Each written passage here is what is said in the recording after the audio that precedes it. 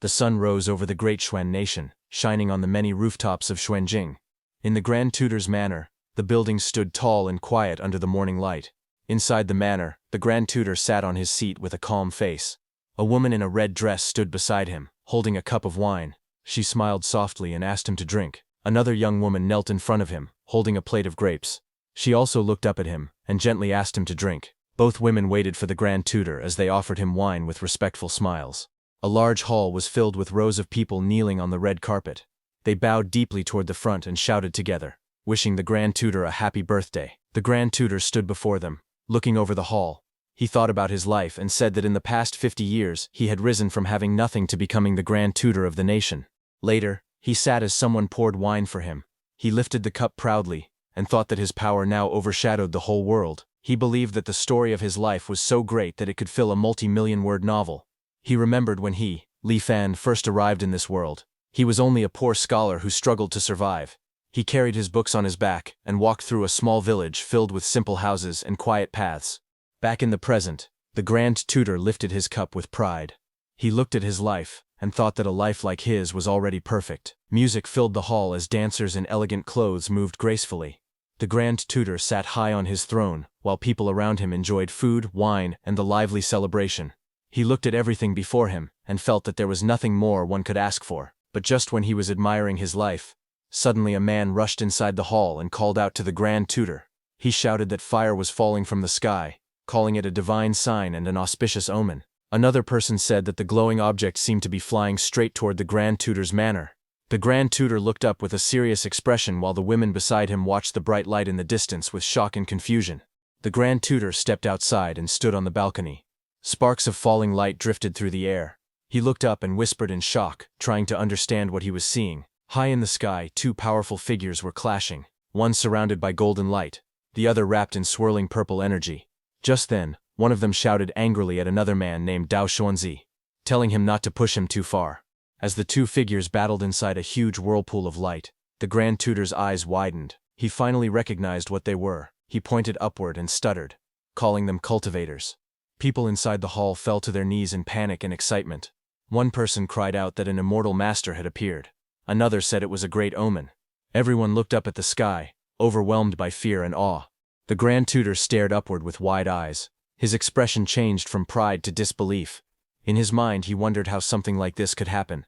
High in the sky, the man in white shouted angrily at the other cultivator. He asked Cao Hong if he really thought he could escape by fleeing to the land of immortal extinction. He demanded that Cao Hong hand over the cultivation method he obtained that day, saying their fight would only end when one of them died.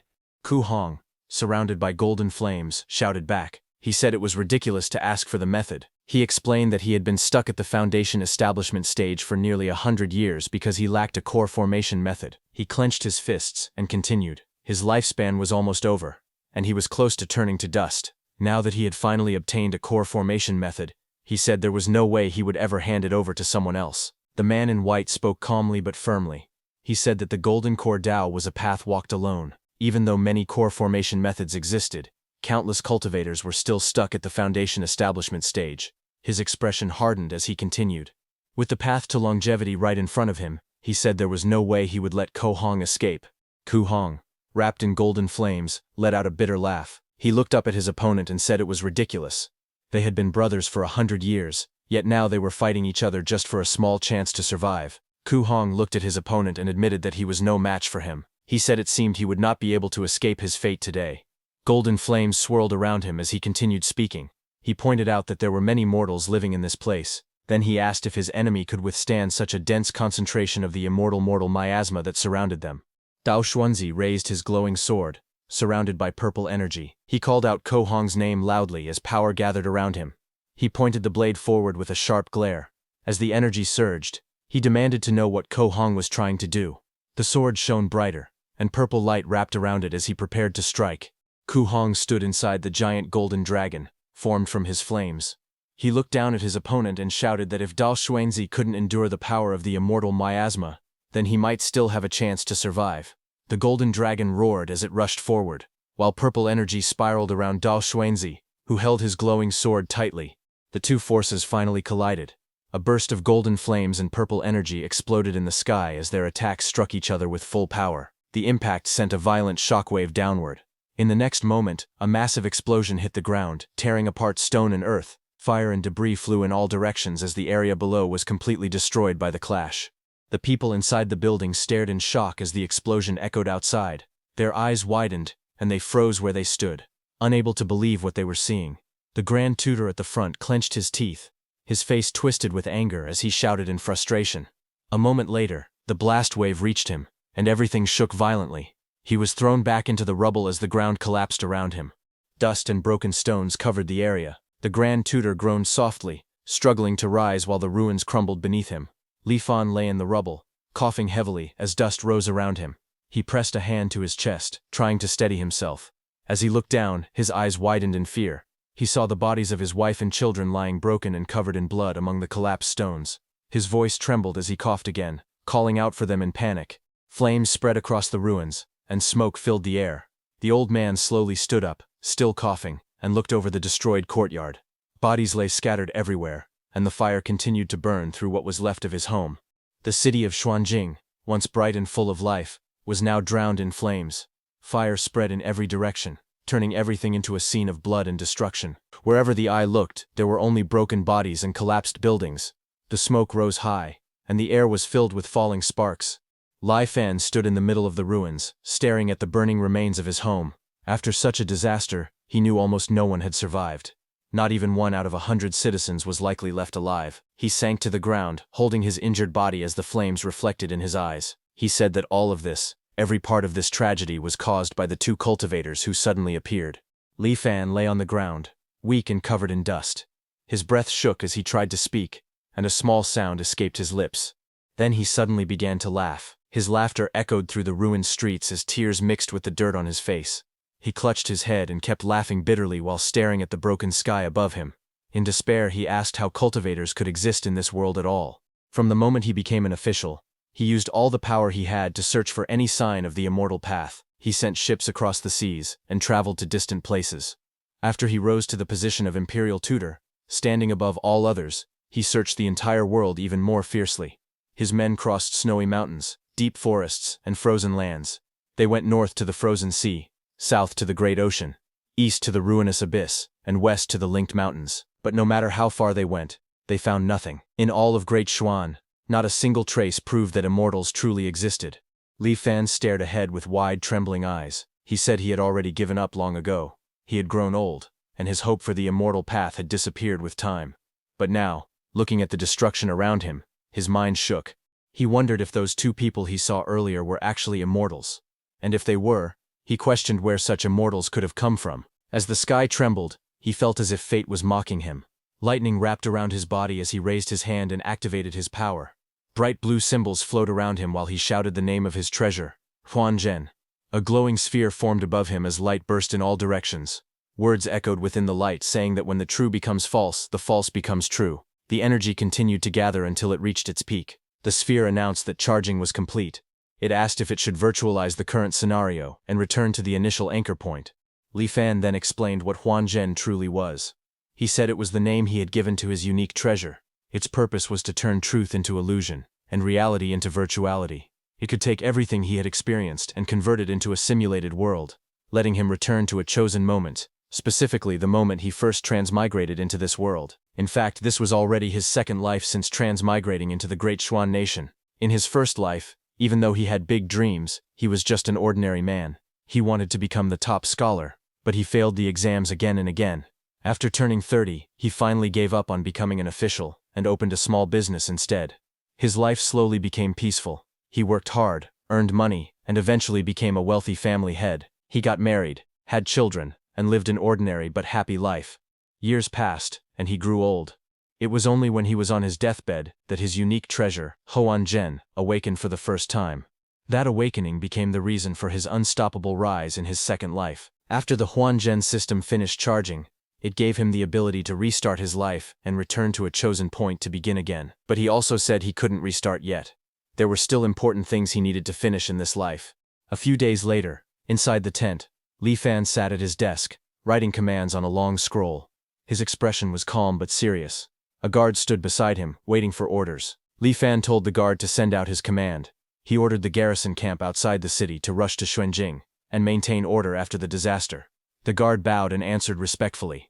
Most of Huanzhen's buildings had been destroyed. He planned that once his trusted garrison camp took control of the city, they could speed up the rebuilding after the disaster. More importantly, he could stay in the barracks, oversee the cleanup, and quietly send people to search for the two mysterious cultivators. 1 month later, the ruined city slowly began to show signs of life again. Streets that were once empty started filling with people. Several months later, Huanzhen finally began to recover a proper sense of normal life, as if the disaster had only been a distant memory. Just then, a hooded man knelt on the floor and gave his report to Li Fan. He said there was still no news about the two cultivators. Li Fan, now standing with his back turned, listened quietly. His expression remained calm, but he muttered that he shouldn't have gotten his hopes up about this. He looked up at the light above him. He thought that he had nothing left to hold on to in this life. He raised his hand and called out the name of his treasure, Huanzhen. Bright blue light burst out from his chest and wrapped around him. Glowing symbols fell from the air like rain. A voice asked if he wanted to virtualize the current situation and return to the initial breakpoint. He stood in the center of the glowing circle, surrounded by shimmering light, and gave his answer in a calm voice. As the bright blue light started feeding him, Li Fan's body became younger and younger. Countless memories floated around him in glowing panels as he slowly descended through the light. He looked at the scenes around him and softly spoke the names of the two cultivators, Do Xuanzi and Ko Hong. Then he raised his hand. His voice was calm as he said that in 50 years he would still be waiting for them in Huanzhen. He ordered Huanzhen to restart his life and return to the first year of the breakpoint. The glowing voice answered that it understood. His body dissolved into blue light and fell into a swirling vortex. As he disappeared into the spiral, he made a final vow. He said that riches and honor meant nothing to him. In the next life he would hunt the immortals. After that, he returned to the first anchor year. He became so excited that he behaved strangely, and his aunt almost forced him to drink exorcism water from the village witch. Half a year later, he took the provincial exam. Even though his ranking was low and he placed somewhere in the 30s, he still became a jurong, bringing honor to his family. In anchor year 2, he took the metropolitan exam and passed. He performed very well in the palace exam, earning the second rank and receiving the title of Jinshi. He then used connections in Shanjing and managed to obtain the position of county magistrate of Wen County in Jiangnan. In anchor year 3, he started building his own trusted inner circle. He later succeeded in producing a batch of explosives and matchlock rifles. In anchor year 5, refugees gathered to rebel against Prince Langye's manor.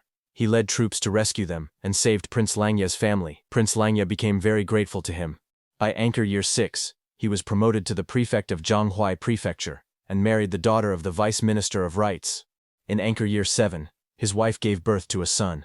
In anchor year 10, Princess Langya also gave birth to a son. He personally went to congratulate her and brought a carefully prepared gift. By anchor year 15, the emperor passed away. Prince Langya inherited the throne and changed the era name to Huanzhen. Emperor Huanzhen summoned him to the capital, promoted him to Vice Minister of War, and ordered him to lead troops to suppress rebellions. In anchor year 18, he defeated the rebel armies. Emperor Xuanjing then took back his military authority, promoted him to Minister of War, and appointed him as the Grand Tutor to the Crown Prince. In anchor year 20, the Empress was suddenly accused of being involved in witchcraft. Emperor Xuanjing became furious and sent her to the cold palace. The Crown Prince quietly asked for his help, and he agreed right away. After a private investigation, he discovered the person who had framed the Empress and cleared her name. But even after learning the truth, Emperor Xuanjing still refused to release the Empress from the cold palace. By anchor year 25, he received secret news that someone had reported him for secretly visiting the Empress in the cold palace. In the same year, Emperor Xuanjing was assassinated while traveling. After his death, officials brought the Empress out of the cold palace. The Crown Prince then took the throne, and the new era was named Kangning. By anchor year 26, the Grand Tutor was given even more power. He was also appointed as the Grand Scholar of the Deliberative Council. Reaching the highest position in the court, he used this chance to remove his opponents and form his own faction. By anchor year 30, the people no longer spoke of the emperor, everyone only knew the name of the Grand Tutor. By anchor year 31, the Empress Dowager became pregnant and gave birth to a son. In anchor year 38, Emperor Kangning died from depression. By anchor year 40, the Empress Dowager also died from illness. In anchor year 45, his wife passed away. In anchor year 46, his eldest son died from illness. By anchor year 50, two immortals descended from the ruinous abyss and destroyed Xuanjing. He barely escaped with his life. After that, the simulation came to an end. 4 choices appeared before him. 1. Keep one item he had during the simulation. 2. Keep the cultivation level he reached in the simulation. 3. Keep the simulation memories of one person close to him, allowing that person to inherit the memory. 4. Give up all choices to speed up the charging progress. Li Fan stood inside the glowing blue light, surrounded by falling lines of data. He wondered quietly if reality had turned into an illusion, or if everything he saw was only a simulation that felt too real. He thought that maybe, once a person reached a certain level, the difference between truth and illusion no longer mattered. He sighed and said that it was better to check the 4 options first. A glowing screen appeared in front of him, showing the choices he could keep from the simulation. He read through them carefully. The first option let him keep an item he had during the simulation. The second option let him keep the cultivation level he reached inside that life. He thought about it seriously. The first and second choices were easy to understand. If he ever started cultivating in the future, both options would be very useful. But sadly, in that simulated life, he had been just an ordinary mortal, so neither option would help him now. He looked at the screen again, and read the third and fourth options. The third option mentioned giving the simulation memories of someone close to him to that person. He frowned and thought that no one could know what kind of problems that might cause. He then said that stability was the most important thing, so only the fourth option made sense. He continued reading calmly. His ability, Huanzhen, needed to charge up. Whenever he faced a fatal attack, Huanzhen would use that stored charge to protect him automatically. Because of this ability, he had survived many deadly situations in his past life. So he decided that the fourth option was the safest and most stable choice. With that thought, he chose to speed up the charging progress. A glowing screen appeared again, showing his current details. His name was listed as Li Fan. His realm was still mortal. His physical age was 20, but his total lifespan reached 86. His mental age was already 166, out of a maximum of 1056. The virtualization charge progress showed 30%. He looked at the information and thought quietly. Across 3 lives, he had already lived for 166 years in total. He remembered that in his last life, his mental age limit had just passed 900 years, but now it had grown to more than 1,000. He thought about the limits of his mind. When someone carries too many memories, their mental endurance eventually reaches a breaking point. If the burden becomes too heavy, the soul collapses. This was known as the erosion of time. But he also knew that as a person's mental strength grew, their mental age limit would rise as well. Li Fan looked forward with calm determination. As long as he stepped onto the path of cultivation, none of these problems would trouble him anymore. He set his goal clearly. In this life, he wanted to learn the secrets of cultivation from the 2 powerful cultivators he had seen before. He also remembered something important. In 50 years, those 2 would descend upon Huanzhen again. If he prepared early and made up for the weaknesses he had once suffered, he might actually have a chance to win against them. So Li Fan thought for a moment and remembered something the cultivators had mentioned. Maybe besides using guns and explosives, he could rely on that strange, immortal mortal miasma they talked about. But he also knew he could not just sit and wait for 50 years. Suddenly, he remembered those 2 cultivators came from the ruinous abyss in the east. If he wanted to prepare early, he could send people down to the bottom of the abyss to investigate first. He thought about his past life and felt a cold truth. The scariest thing in life was having no goal. Back then, he would often wake up beside the Empress Dowager in the middle of the night, feeling nothing but emptiness and confusion. He had already reached the highest point a mortal could reach. There was no more room to rise, and even if he reincarnated again, it would end the same way. Power, pleasure, and luxury had repeated so many times that they no longer meant anything. Everything felt dull, like chewing tasteless wax. Li Fan realized that if things continued like that, then someday after another reincarnation, he might have chosen to end his own life out of boredom and despair. However, he remembered the moment those 2 cultivators appeared. Their arrival opened a completely new possibility in his life. When he looked at the swirling lights of their battle, it felt as if a strange and tempting new world was calling out to him. He clenched his hand, filled with determination. He wanted to cultivate. He wanted a long life, and he believed nothing could stop him anymore. With a confident smile, he spoke to the air as if declaring a challenge. He said he would meet Dao Xuanzi and Ko Hong again in 50 years.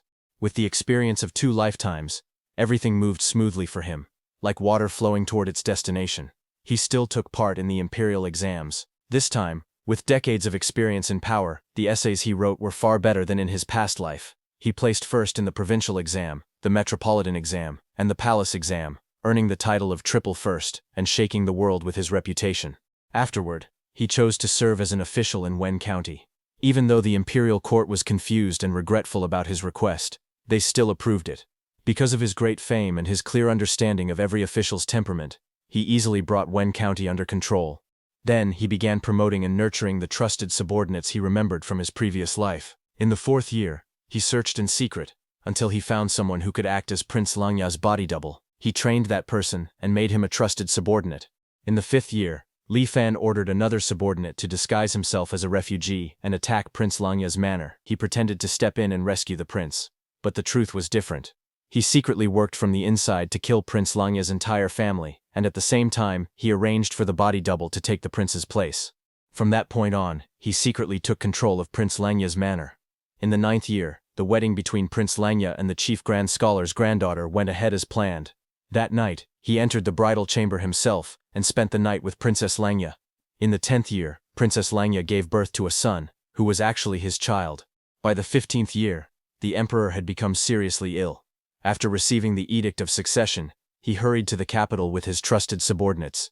After Prince Langya took the throne, he quickly placed his own people throughout the imperial court. With the chief grand scholar secretly assisting him, he easily gained full control of the situation.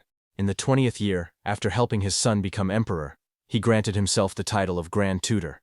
He stepped out from behind the scenes, and once again stood at the front, holding power over the world. After that, the progress of Great Swan did not slow down. Instead, everything advanced even faster under his guidance and will. In the 35th year, at the Grand Tutor's manor, he asked about the ruinous abyss. He wondered if the fog really disappeared for half a day every 15 years. A hooded subordinate reported to him.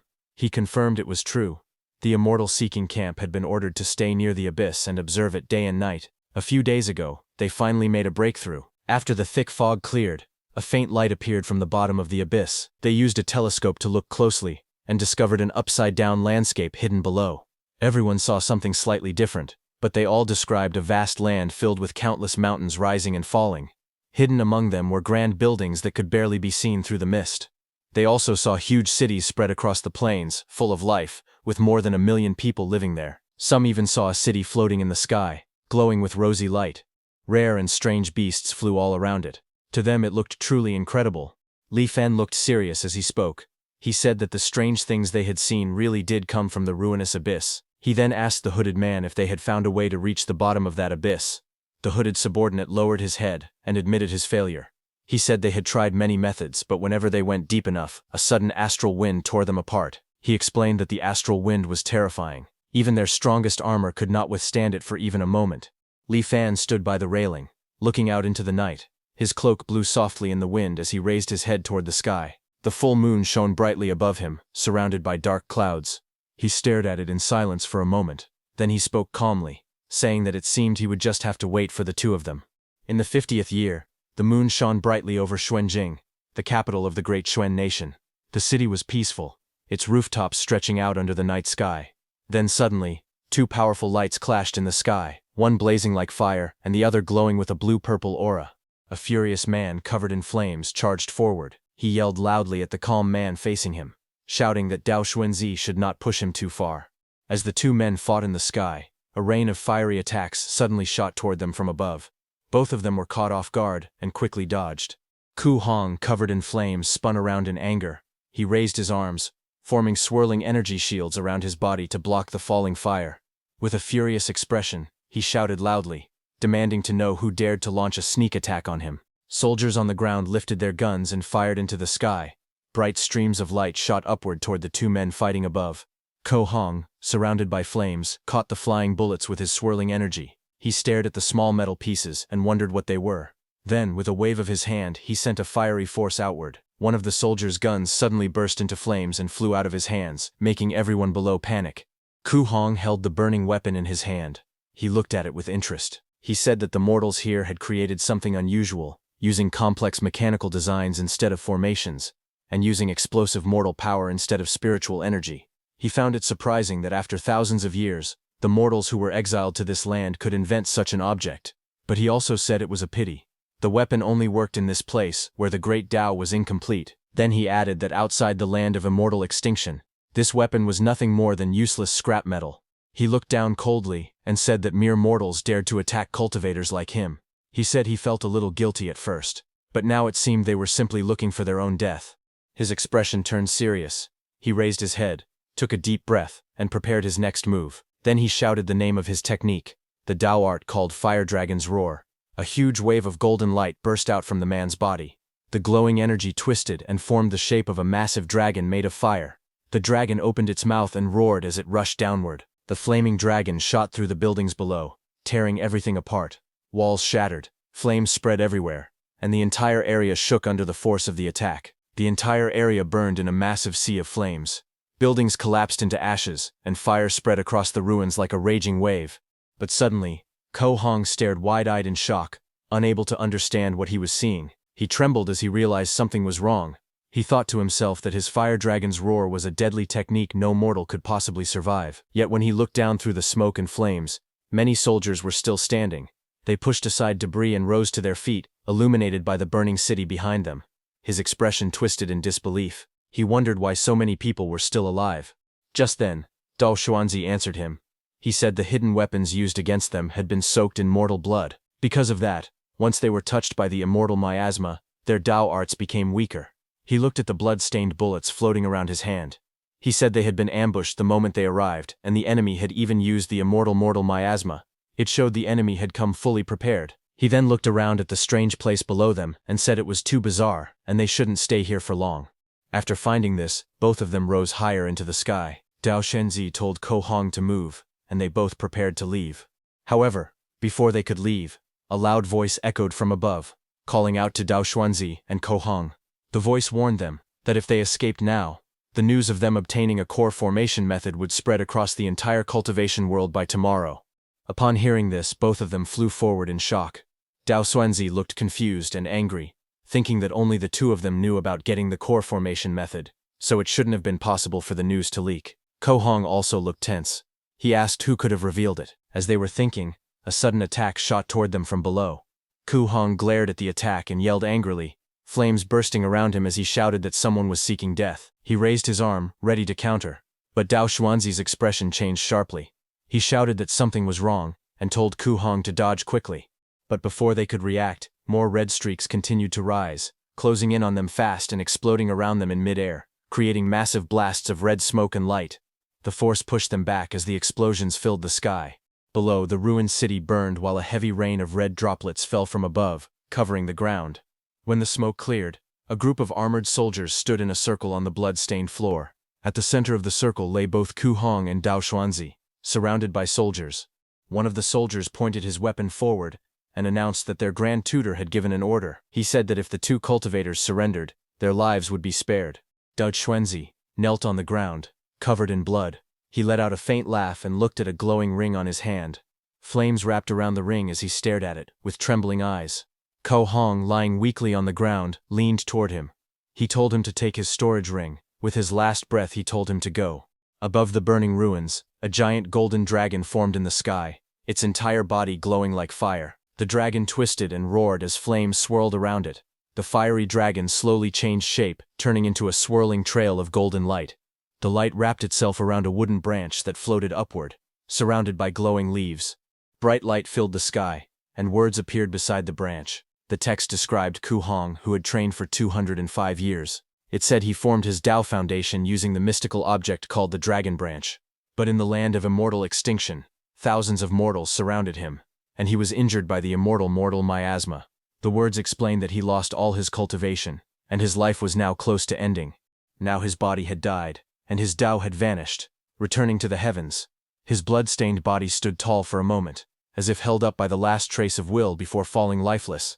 Not far away, Dao Shenzi knelt on the ground, covered in wounds. Behind him, flames burned through the ruins while soldiers aimed their weapons at him. One soldier spoke respectfully, saying their Grand Tutor had no intention of fighting him to the death.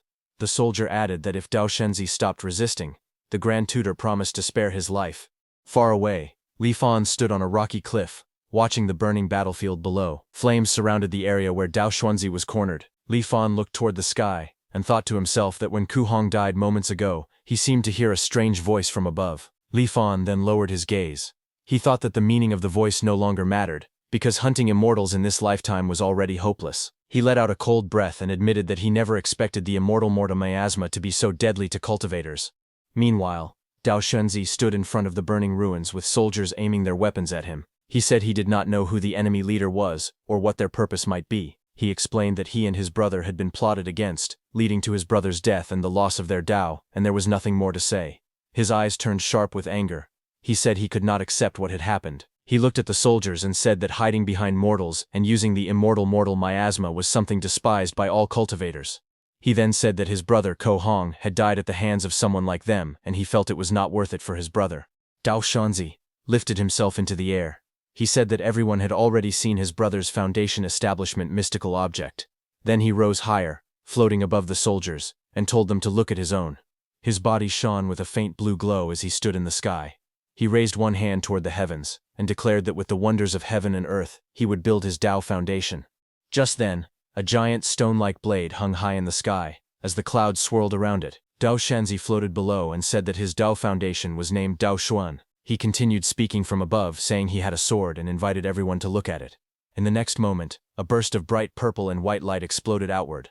A massive force shot toward the ground like a falling sword, cutting through everything in its path as the sky lit up with blinding energy. Seeing this, Li Fan quickly activated his artifact, Huanzhen, and the scene faded into darkness. Just then, a message appeared in front of him, saying that the simulation had ended. Li Fan opened his eyes inside the glowing formation. Blue light wrapped around him as he struggled to catch his breath. He wondered if this was what a peak foundation establishment cultivator was like.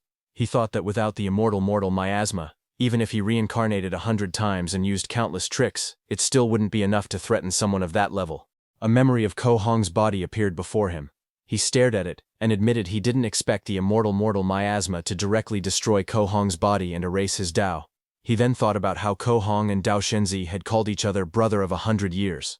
At first he believed it was only a figure of speech, but now he realized their bond had been far deeper than he imagined. He also remembered the moment they were attacked. Dao Xuanzi shouted a warning to Ko Hong. Ko Hong realized he couldn't escape death, so he willingly passed his core formation method to Dao Xuanzi.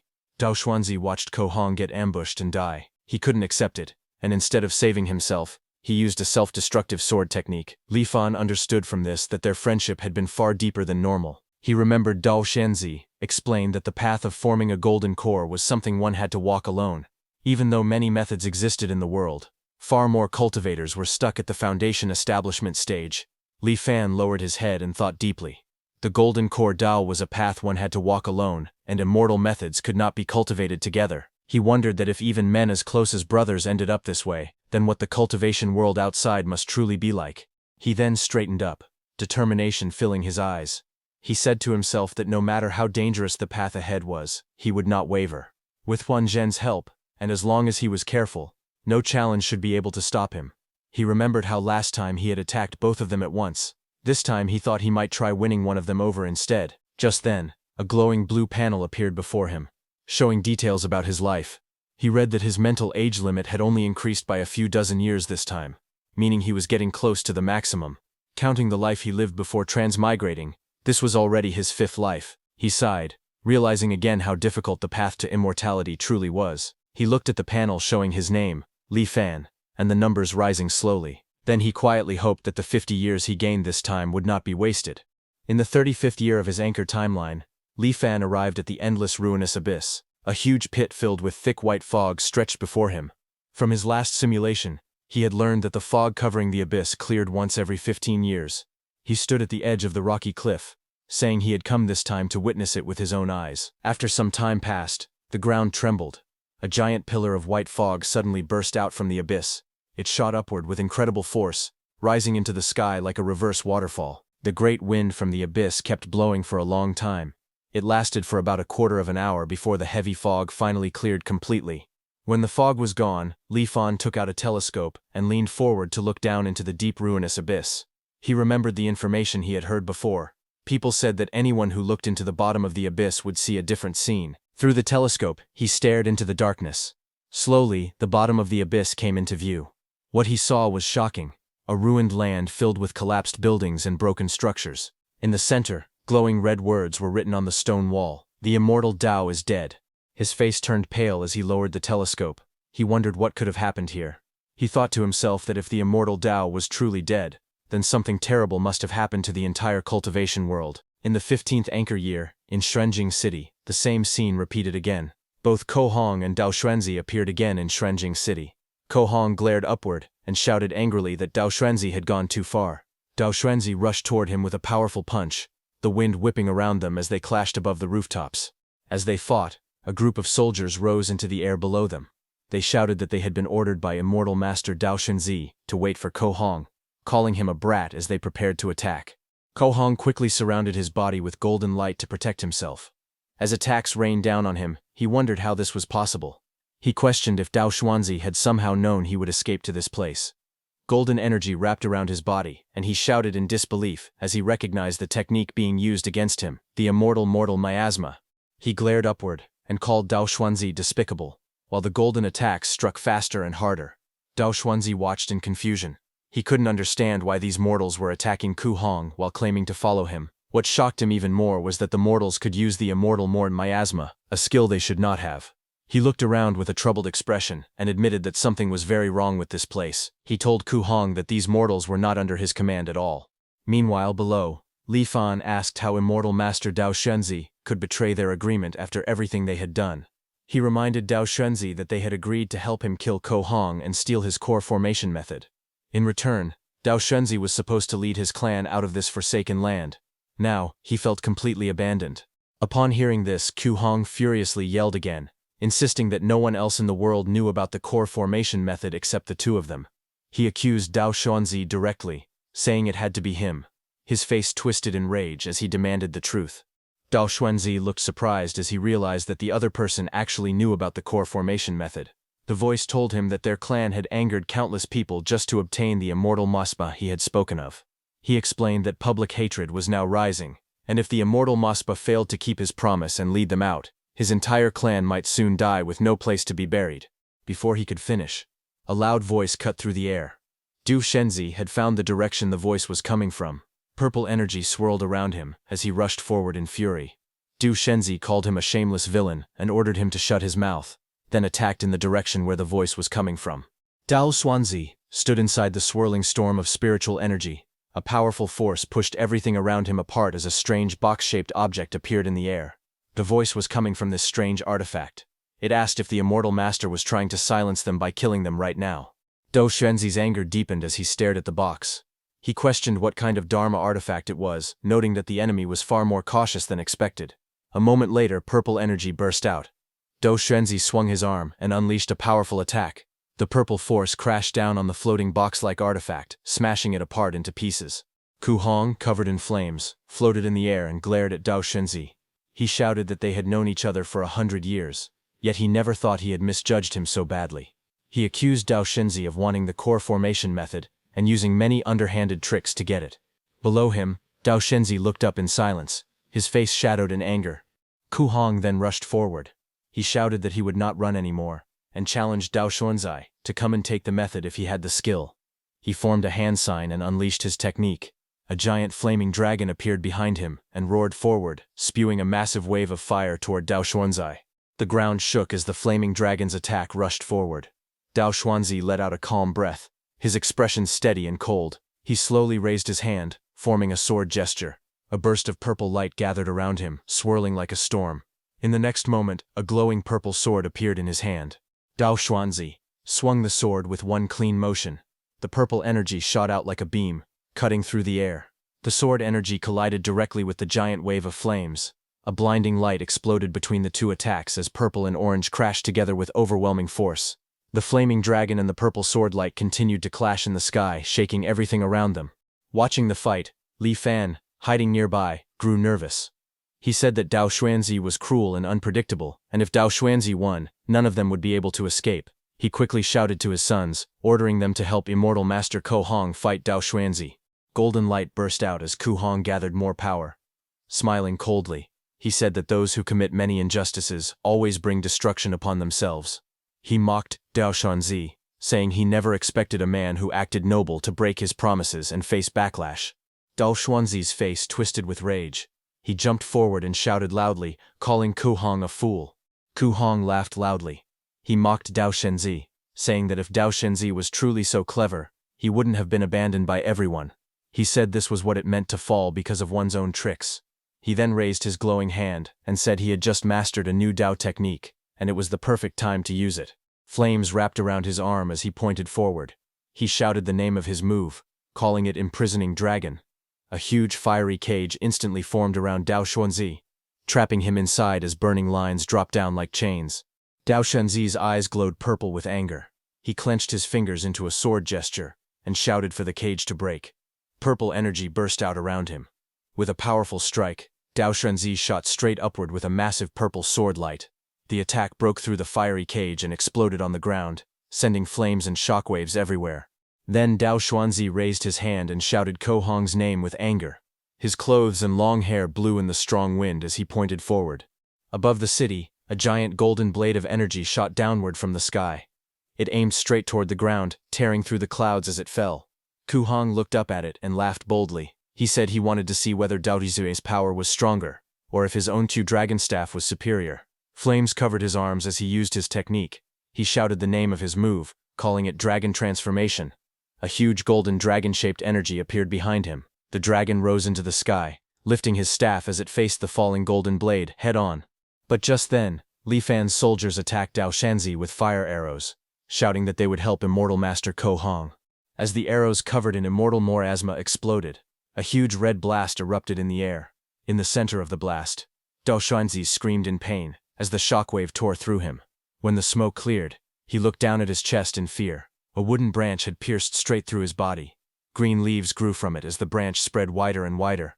He trembled and shouted that this was bad, saying his dragon branch was turning against him. The branches kept growing, wrapping around his chest and body as he struggled helplessly. And in the next moment the branches burst violently from Dao Xuanzi's body, spreading in all directions as blood splashed through the air. His entire form was torn apart by the growing roots. A golden light appeared along with a calm narration. It explained that Dao Xuanzi was a Foundation establishment cultivator who had trained for 200 and 100 years. He created his Dao Foundation with the help of his treasured sword, Dao Xuan. In the immortal Forsaken Land, he fought another cultivator. In the end, he was killed by Ko Hong, who was also at the Foundation establishment stage. The scene returned to the battlefield, where the treasured sword floated alone in the sky, as the pieces of Dao Xuanzi's body fell away. The voice ended by saying that Dao Xuanzi's body had perished, and his Dao had disappeared, returning to the heavens. Meanwhile, Li Fan, holding a staff, looked up at it. He frowned and said that the same strange voice had appeared earlier when Ko Hong died. Ko Hong beside him also looked up, breathing heavily. He repeated the name Dao Xuanzi, with a troubled expression. Li Fan then stepped forward and introduced himself.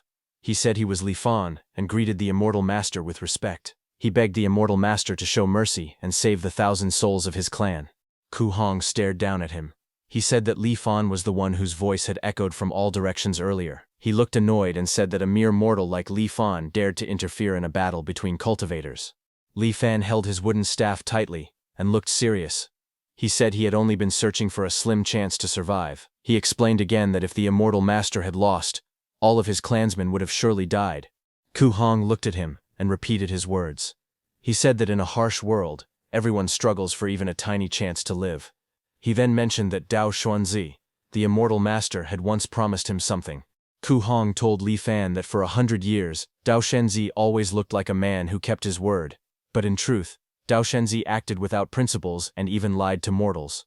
He then explained that the Great Immortal Severing Formation was extremely dangerous. He said that even cultivators struggled to escape from it, and if it already took so much effort for them, it would be impossible to bring mortals out safely. Li Fan's eyes widened in shock. He asked if the cultivator also didn't know any way to leave this place. Sweat ran down his face as he waited for an answer. Ko Ben Hong crossed his arms and firmly said that was correct. Li Fan fell silent for a moment. Then he said this was not a good place to talk, and asked the Immortal Master to follow him. They moved into an underground shelter and sat at a small table. Li Fan faced the cultivator and asked again with a serious expression. He wanted to confirm whether what the Immortal Master said earlier, about being unable to take mortals out of this immortal Forsaken Land, was truly the truth. The cultivator looked at Li Fan and spoke firmly.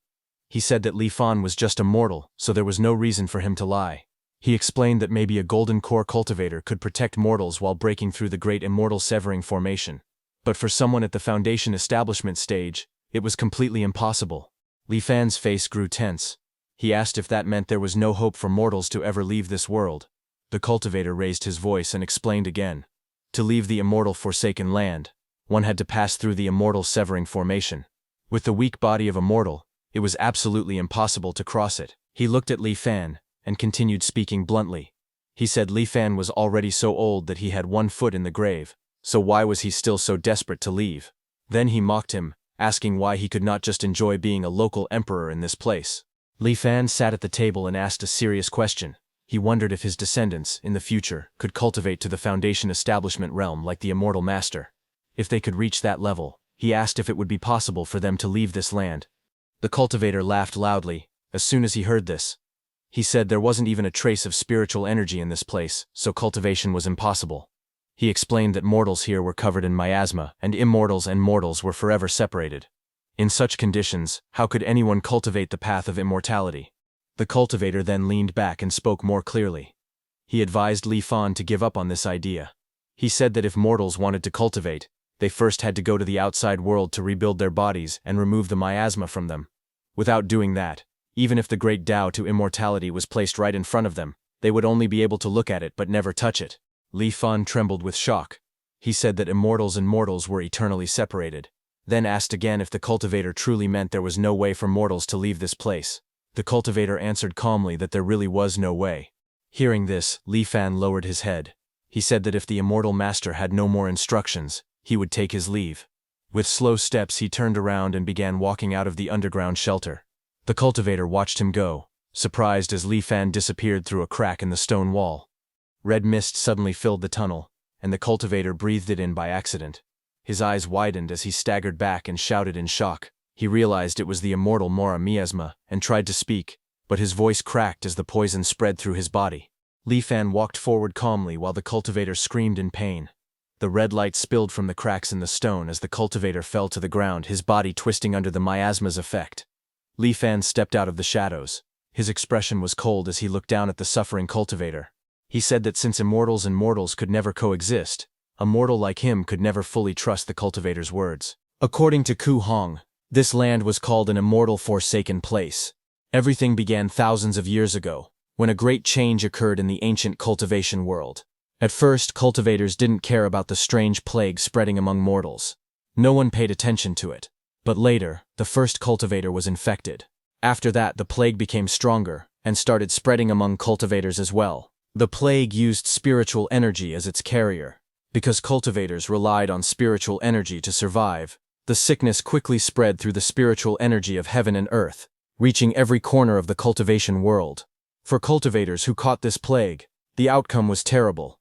In mild cases, their cultivation base weakened, and their realm dropped. In severe cases, they lost all their cultivation overnight, and became no different from mortals. Soon after, their bodies would die, and their Tao would disappear, returning to the heavens. When the plague kept spreading, the cultivators grew desperate. They blamed the mortals for bringing the sickness into the world, and in their anger they turned on them.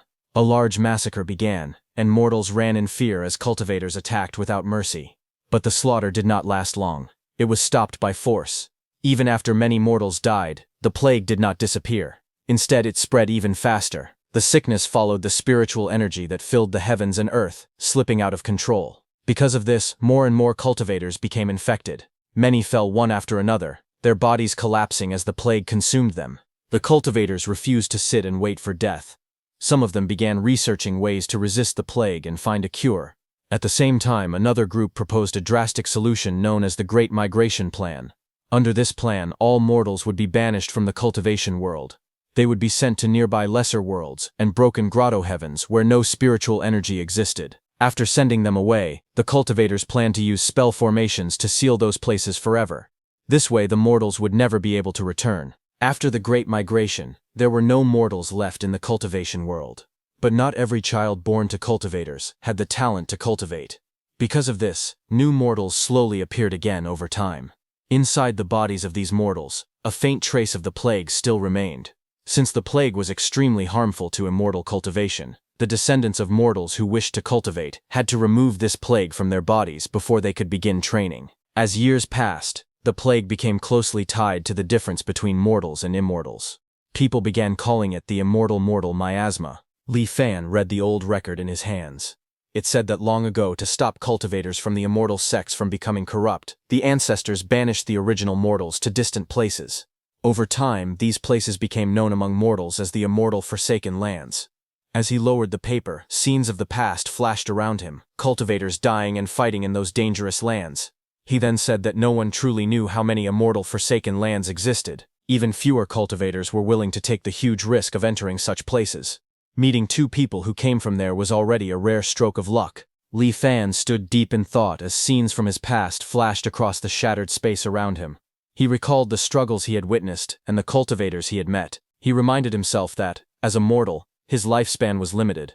Even if he could simulate countless lifetimes in his mind, everything still had to happen within the short years he had left. He looked down at his own hands and acknowledged that he had already reached 70 years of age. His body's natural limit was 86. That meant only 16 years remained. Within those 16 years, he understood that the chance of ever encountering another cultivator again was almost non-existent. Li Fan walked through the grand hall with a troubled expression. He wondered if he was truly destined to live as a mortal again and again, repeating the same limited life for countless lifetimes. He thought about the 300 long years he had waited, filled with hope and bitterness. After all that time, he could not accept such an ending. He questioned if there was truly no other path. The thought struck him suddenly, and his eyes widened in shock. He whispered to himself in disbelief, refusing to accept his fate. Li Fan stood tall, leaning on his staff as he looked down at Ko Hong on the ground. He asked how the mortals from the Great Migration had ended up in the immortal Forsaken Land. Ko Hong lifted his head with a strained smile. His body was covered in wounds, and heavy chains pinned him to the ground. He mocked Li Fan, asking if he still hadn't given up. Then he spoke again with a cold tone. He said that even if Li Fan somehow escaped, what difference would it make? At 70 years old, he questioned whether Li Fan still planned to chase after immortal cultivation. Li Fan leaned forward, staring at the chained warrior with sharp eyes. He asked him calmly if, now that his cultivation base was completely destroyed, he could even resume cultivating if he returned to the cultivation world. Ko Hong was shocked. His eyes widened as he let out a stunned gasp. Li Fan then looked down at him with a firm expression. He said that if the man could help him find a way back to the cultivation world, he might take him along when the moment arrived. Ko Hong suddenly burst out in anger. His face twisted with rage, and he shouted at Li Fan, calling him a treacherous villain and accusing him of trying to trick him again. However, Li Fan did not react to the outburst. Instead, he spoke calmly. He said that whether his words were true or false, they still held a small glimmer of hope. He then asked Ko Hong if he was really willing to give up this chance, if he was ready to stay in this tiny place, grow old and die here without fighting for survival. Hearing this, Ko Hong fell silent, unable to give an immediate answer. He lowered his head and spoke in a calmer voice. He said that, if he remembered correctly, the mortals back then were moved using Dharma artifacts, things like flying arcs or flying shuttles. His words shifted to a memory of the past.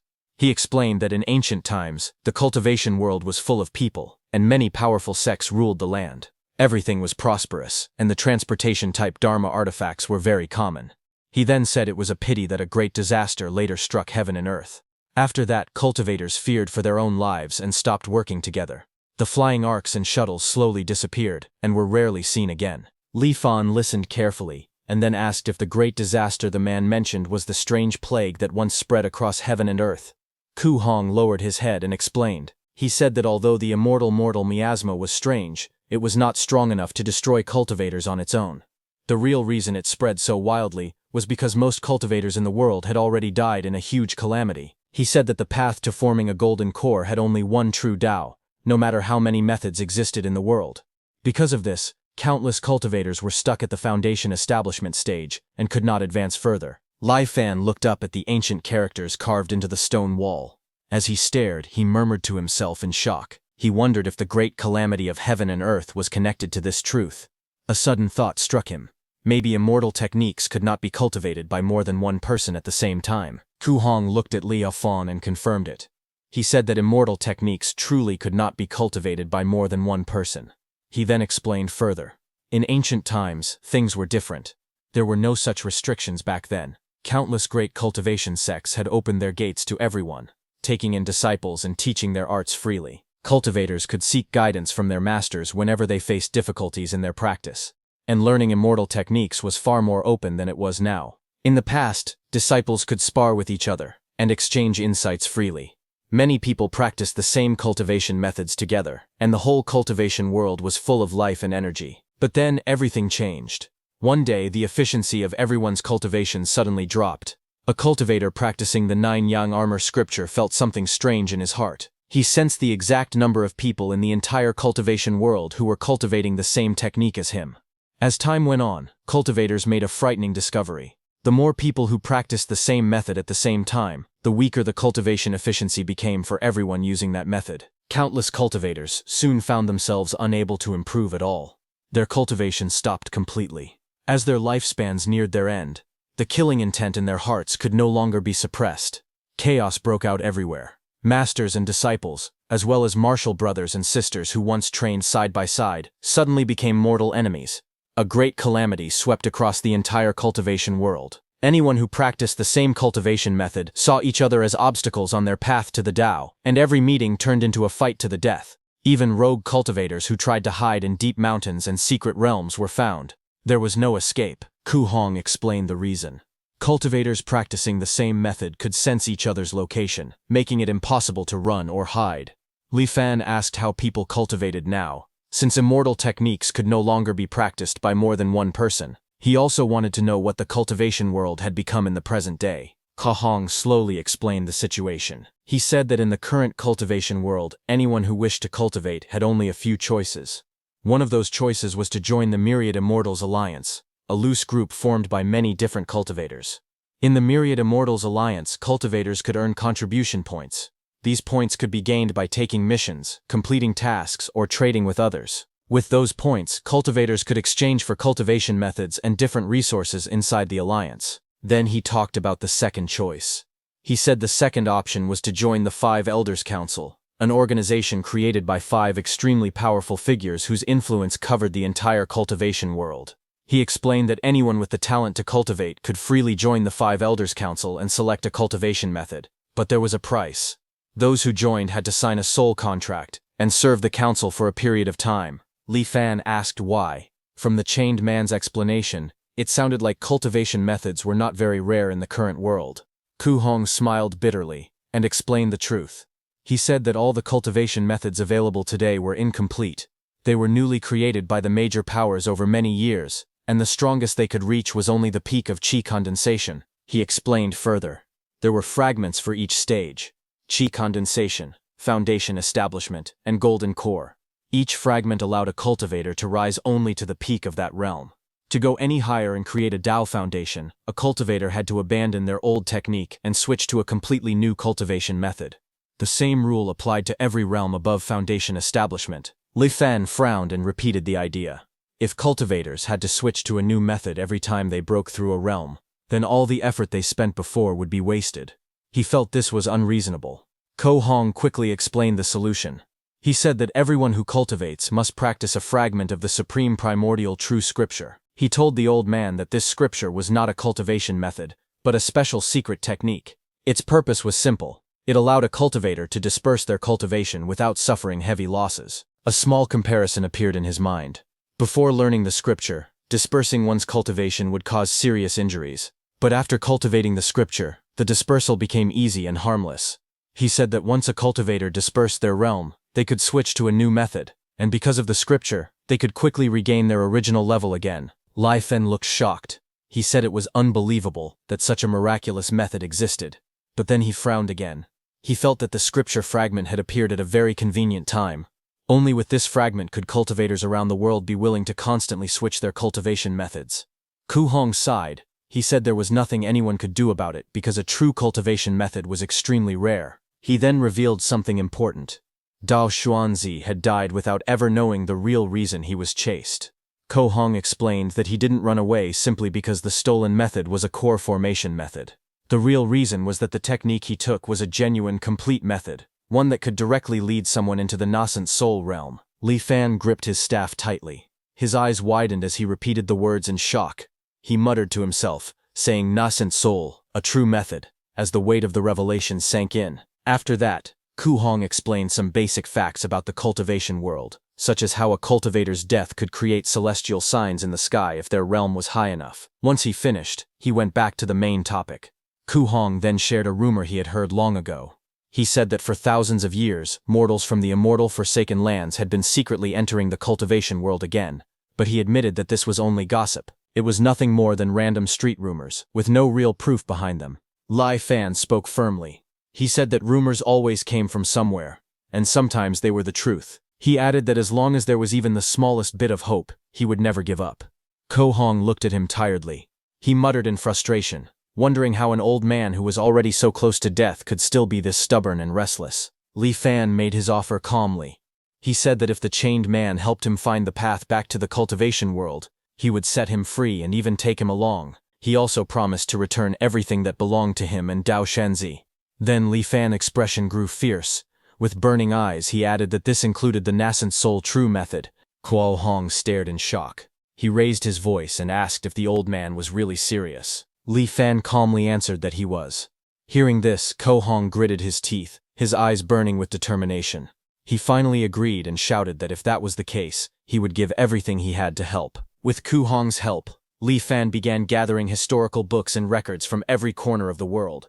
He searched through countless writings, trying to find any clues about the Great Migration era hidden within ancient fragments.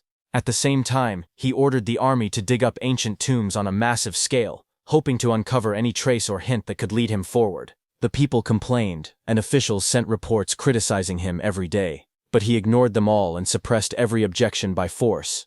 16 years passed, but Li Fan still found nothing.